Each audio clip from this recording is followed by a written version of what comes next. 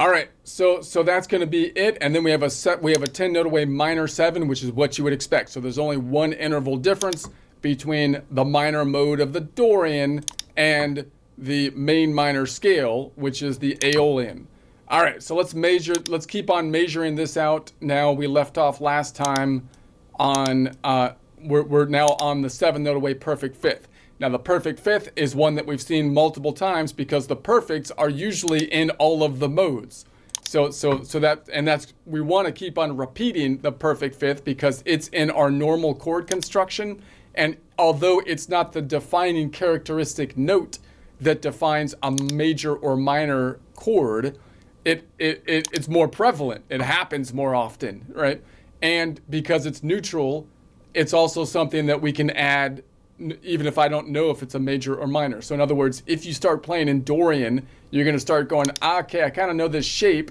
I get that shape. That's cool. I'd like to build chords off of this shape, but I might not have memorized which of the shapes I can build a major chord and minor chord from. Most people start to memorize that with the relation to the major scale, in which case they say, oh, I know I can build the 1, 4, 5 has a major third, major chords, the 2, 3, and 6 minor chords. But what if I make the 2 the 1, so now I'm starting on the relative position 2? Well, I could do a little math and say, well, that's the 2, so I would think that I'd still have to play, that means it would be a minor if it was related to the major scale, and that means the one underneath it is the 3, so that means that that would be a minor chord construction, right? And then that means that the 6 or the now it's the 2, it's the 1, the 2, and the 5 would now be minor, and so on and so forth. So I want to be able to, but what if I don't know that? What if I know this shape, but I can't really visualize if I have a major third or a minor third? Well, I could always at least add a 5th. It's a power chord that will work 6 out of 7 times. It only doesn't work on the Locrian, right? Because the Locrian has the flat 5th. So that's a useful thing to know. We can always add the 5th. So we want to know where the 5th interval is. So we can go up if it's on the same string, go up 5 strings or 5 notes. 1, 2, 3, 4. Wait a second. Que paso here. It's 7 notes up, not 5. It's a 5.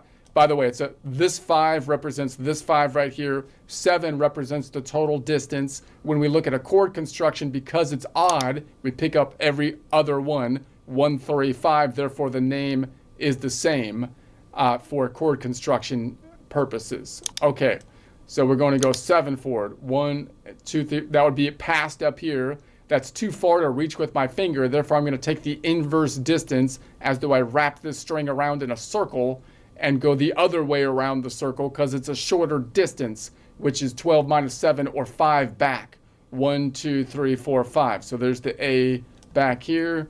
So if I took this D, 1, 2, 3, 4, 5. So if I went from this D to that, from this A to that D, that would be a 5 note away, which would be a perfect fourth, the inverse. But if I go from the D to the A, that's going to be the 7 note away, which would be a perfect fifth. 7 note away, perfect fifth. All right, so let's go above it now. So if I go above this, I have to look for the inverse distance. So I'm looking for a 7 note away, perfect fifth. So 12 minus 7 is 5. So we're going to go, there's a 5 note distance between the strings. So I can go straight 1 up, and there it is. So if I go 1 up, it would be there. If I went from top to bottom, that would be a 5 note away perfect fourth. But if I go from bottom to top, from the D to the A, that's going to therefore be a 7 note away perfect fifth. So if I go up 1 string, the 7 note away perfect fifth is on the same fret unless I cross the fault line. This is where the tectonic plate shifted to the right. So if I'm down here somewhere and I go up 1 string, that's when it's gonna be shifted. The root note shifted forward, so it's going to be this shape. So the rule is if I go up 1 string, the 7 note away perfect fifth is on the same fret unless I cross the fault line, which would only happen on the B string, in which case if I go up 1 string and cross the fault line, the 7 note away perfect fifth will be 1 fret back. All right. Let's go up 2 strings. Going up 2 strings. So this is the shape that we kind of recognize most likely when I look at. Wait, what am I doing here? That's not right. What are you talking about? Let's go over here. Let's do this again. So let's count this out. We're looking for a 7-note-away perfect fifth. And so we look for the inverse distance, which was 12 minus 7, or 5. So I'm going to say -5, -10, -9, 8, 7, 6, 5. So we'll do it from here. So we'll say -5, -10, -9, 8, 7, 6, 5. So from here to here, if I went from top to bottom, A to D, that would be then a 5-note-away perfect fourth. Bottom to top, from D to A, would be a 7-note-away perfect fifth. All right, so that means that if I go up 2 strings, the 7-note-away perfect fifth is 1, 2, 3, 4, 5 frets forward unless I cross the fault line, which would happen on either the B or the E string. So if I was like here, for example, crossing the fault line, it would be a little bit more obtainable because this whole tectonic plate shifted to the right, making it a little bit closer. So the rule is if I go up 2 strings, the 7-note-away perfect fifth is 1, 2, 3, 4, 5 frets forward unless I cross the fault line, which would happen on the bottom 2 strings, the B and the E string, in which case, if I go up 2 strings and cross the fault line, the 7-note-away perfect fifth is 1, 2, 3, 4 frets forward. All right, so let's go. I'm going to try to go a little bit faster because 1, my voice is going here, and 2, because we have 3 of the, I want to get through all 3 of these, hopefully, if I can. So let's go to the next one up. So we're going to go up here. So we're looking for a 7-note-away perfect fifth. And so we take the inverse, which is 12 minus 7, which is 5. So distance of 5. So -5, -10, -15, -15, 15 minus 12, because there's only 12 notes in the musical alphabet, is -3. And then 3, -4, -5. So let's count that this way.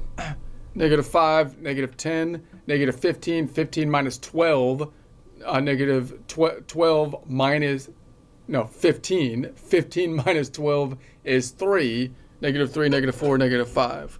So if I went from top to bottom, this A to the D, that would be a 5-note-away perfect fourth, going from the D to the A, therefore is a 7-note-away perfect fifth.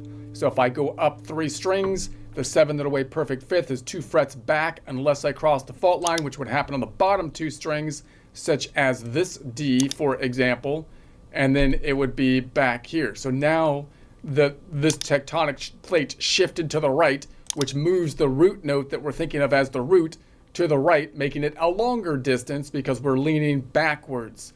So the rule is the 7-note, if I go up 3 strings, the 7-note-away perfect fifth is 2 frets back unless I cross the fault line, which happens on the B and the E string, in which case if I go up 3 strings and cross the fault line, the 7-note-away perfect fifth is then 3 frets back. All right, let's do another one. Let's go below it now. So now we're going to say, what if I go underneath it? So it's going to be pushed out here. So this is the shape that would be most familiar, but it got distorted because this happens to be the only string, the G string, on which we go down 1 string and cross the fault line. We cross the tectonic plate. So it got shifted to the right a bit.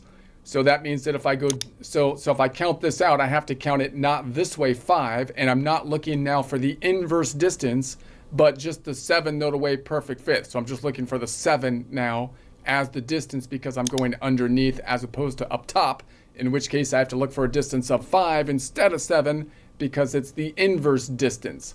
So I can't go right here for 5. I have to shift up here to get a distance of 5 because of the fault line. So it's going to be 5, 6, 7.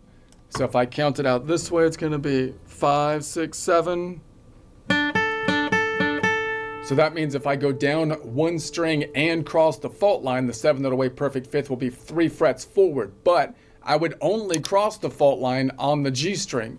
So if I wasn't on the fault line, if I was down here, even on this continent, then I wouldn't cross the fault line. I wouldn't cross the fault line if I was anywhere up on the top continent. So that means the general rule is if I go down one string, the 7th away perfect fifth is 2 frets forward, which is our power chord shape. So that's the one that should be most familiar typically. So you can look at, just to point this out, because I just want to reiterate the usefulness of this.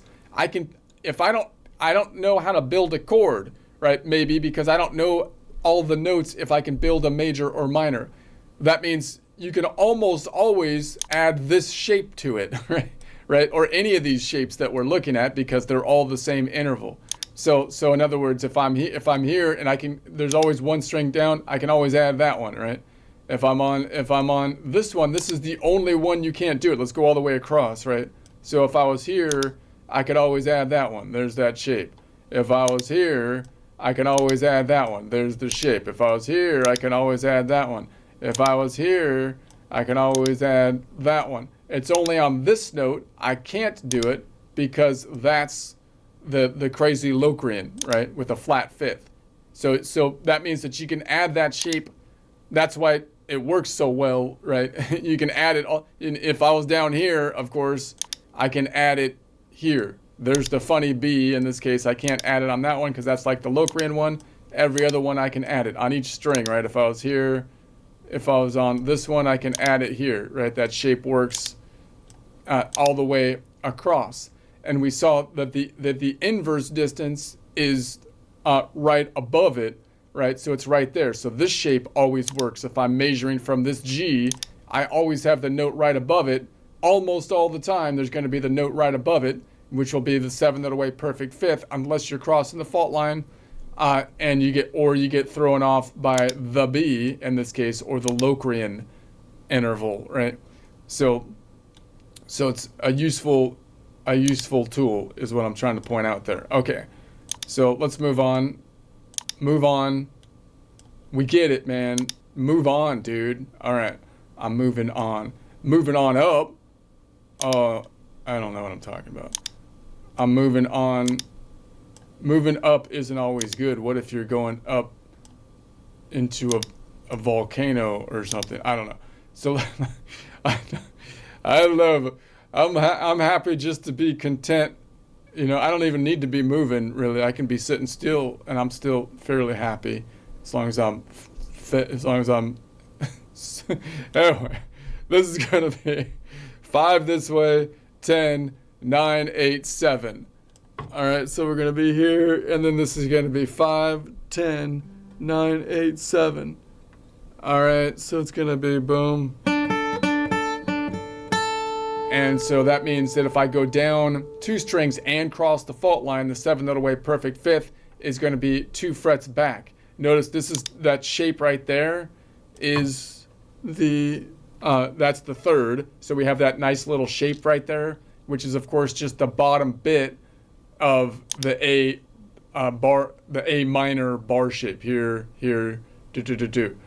But if I didn't cross the fault line, I wouldn't cross the fault line on these 2 up top. So if I was up there, for example, if I was like here, then if I go down 2 strings, I'm going to be down here, which is like the G minor shapes, because here's the G minor, you know, cage system shape, right? So there's the 3rd here. So that's actually a useful shape to be able to see, because it's nice and easy from just a visual standpoint, because you got the 1, 3, 5 like in order, as opposed to like it being inverted or something.